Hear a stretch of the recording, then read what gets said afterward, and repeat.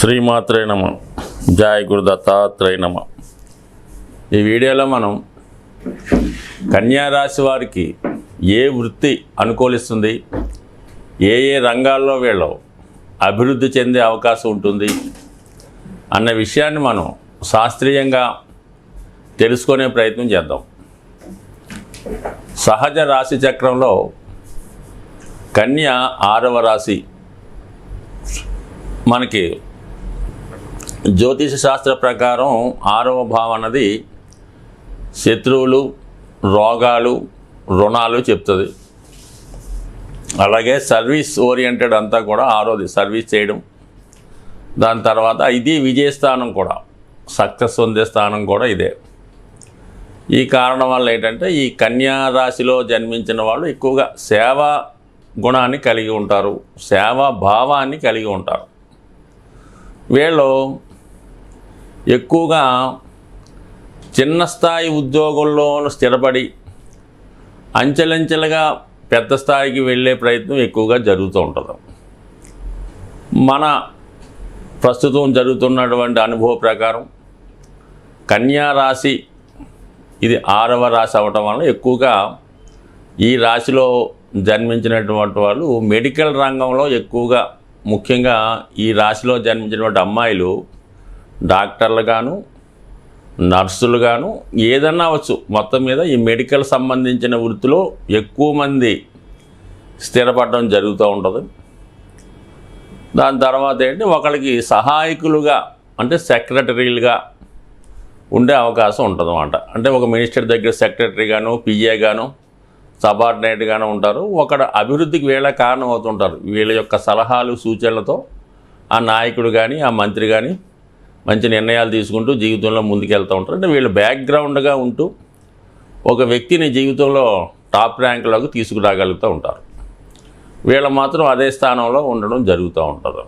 అలాగే ఇది బుధుడు సేల్స్ సంబంధించినటువంటి గ్రహం కాబట్టి, కమ్యూనికేషన్స్ కాబట్టి ఎక్కువగా సేల్స్ డిపార్ట్మెంట్లో ఈ ఫ్యాన్సీ షాపులు, పెద్ద పెద్ద డిపార్ట్మెంట్ స్టోర్లో సేల్స్ రంగంలో ఉండే సేల్స్ బాయ్స్ అవ్వచ్చు, సేల్స్ గర్ల్ అవ్వచ్చు, క్యాషియర్లు అవ్వచ్చు, మొత్తం సేల్స్ రంగం ఒకటి. దాని తర్వాత మెడికల్ రంగం 2. దాని తర్వాత న్యాయశాఖ, ఎక్కువ కోర్టులో లాయర్లు అవ్వచ్చు, కోర్టు గుమస్తాలు అవ్వచ్చు, లేదంటే జడ్జీలు అవ్వచ్చు.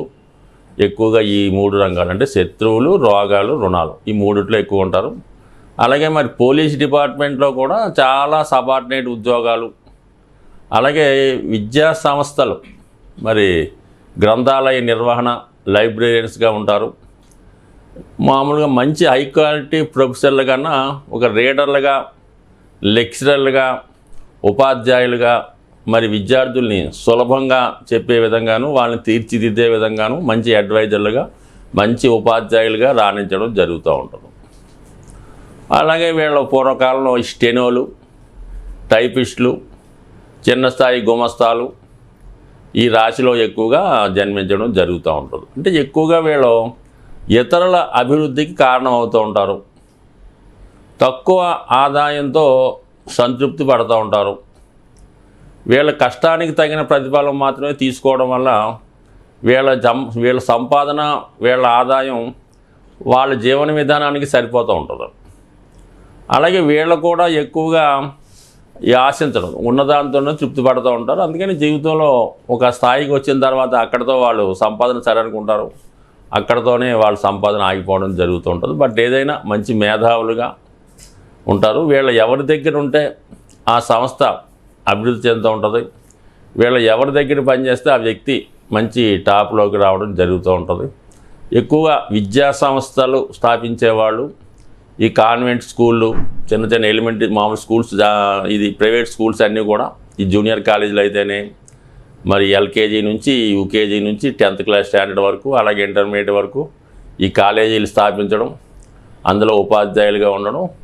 అయితే ఎక్కువ వ్యాపార ధోరణి ఉండకపోవడం వల్ల, సర్వీస్ ఓరియంటెడ్ ఎక్కువగా ఉండడం వల్ల ఈ స్కూల్స్ లాంటి సంస్థలు వీళ్ళు పెట్టినప్పుడు వీళ్ళ యొక్క ఆదాయం ఈ నిర్వహణ ఖర్చుల వరకు సరిపోతుంటుంది తప్ప పెద్దగా అందులో లాభాలు ఆర్జించినట్టుగా కనబడదు. అయితే ఏంటంటే వీళ్ళు ధన ఆదాయానికన్నా మనసు సంతృప్తిపరంగా ఉండగా సెల్ఫ్ సాటిస్ఫాక్షన్ కోసం ఎక్కువ ఆరాటపడుతుంటారు కాబట్టి ఆ విధంగా వీళ్ళు సంతృప్తి చెందే అవకాశం ఉంది. ఎవరైనా బాగుందంటే బాగుందనే చెప్తూ ఉంటారు కానీ వాళ్ళ కష్ట నష్టాలు వాళ్ళ బాధలు ఇతరులకు చెప్పుకోరు, ఇతరులతో పంచుకునే ప్రయత్నం కూడా చేయరు.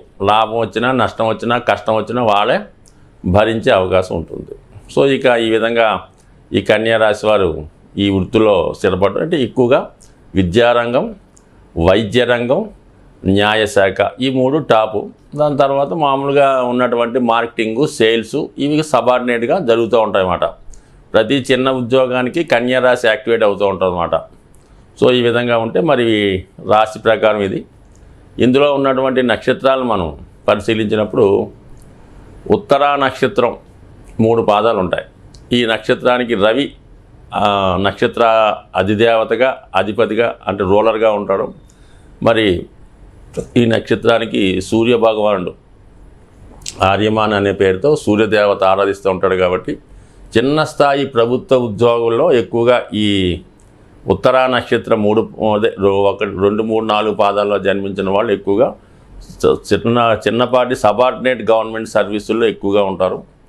మరి ఎక్కువగా ఇది సూర్య భగవాన్ నక్షత్రం కాబట్టి వైద్య వృత్తి సంబంధించిన వాటిలో ఎక్కువగా ఉండే అవకాశాలు ఎక్కువగా ఉన్నాయి. ముఖ్యంగా ఈ నక్షత్రాన్ని ఈ రాశిలో డామినేట్ చేసే నక్షత్రం హస్త నక్షత్రం. దీనికి చంద్రుడు మరి రూలర్గా అంటే దశానాథుడిగా ఉంటాడు. ఈ నక్షత్ర అధిదేవతగా సూర్యభగవాన్ని చెందినటువంటి ఇంకొక దేవత మామూలుగా ఉండడం జరుగుతూ ఉంటుంది.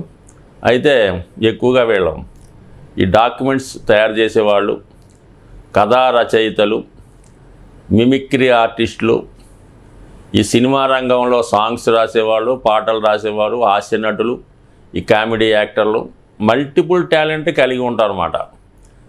అలాగే హస్తానికి సంబంధించిన అంటే చేతితో చేసే వృత్తులు అంటే పూర్వకాలం అయితే మరి ఎక్కువ చేతి వృత్తులు ఉండేవి కాబట్టి వాటిలో ఈ నైపుణ్యాన్ని ఎక్కువగా కలిగి ఉండడం వల్ల మరి చేతి వృత్తులు అందరూ కూడా ఇంచుమించుగా సబార్డినేట్గా చిన్న స్థాయి ఉద్యోగులుగానే ఉంటుంటారు కాబట్టి వీళ్ళు ఎక్కువగా ఈ సినిమా పరిశ్రమలో ఎడిటర్లుగా ఎక్కువగా ఎడిటింగ్ చేసేవాళ్ళు, అలాగే కెమెరా సంబంధించిన వాళ్ళు అంటే 24 సంబంధించిన శాఖల్లో ఏదో ఒక శాఖలో నైపుణ్యం ఉంటుంది. అంటే ఇంతకీ ఏంటంటే వీళ్ళ సామర్థ్యంతో ఆ డైరెక్టర్నో ఆ హీరోనో బాగా ఎలివేట్ చేస్తూ ఉంటారు.